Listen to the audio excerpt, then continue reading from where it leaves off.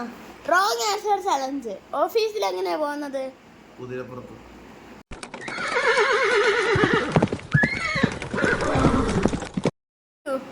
നീ എന്തോ തിന്നുന്ന ഉച്ചക്ക്?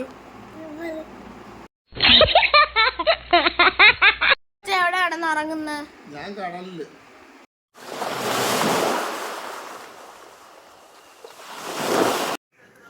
നന്ദേ, മോഹൻലാൽ നിന്റെ ആരാ?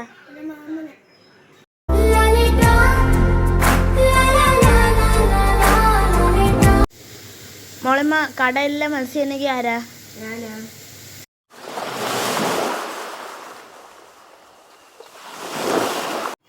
ഗൗരി ചേച്ചി, ചേച്ചി സ്കൂളിൽ പോകുന്ന എന്തിനാ? ഉറങ്ങാൻ.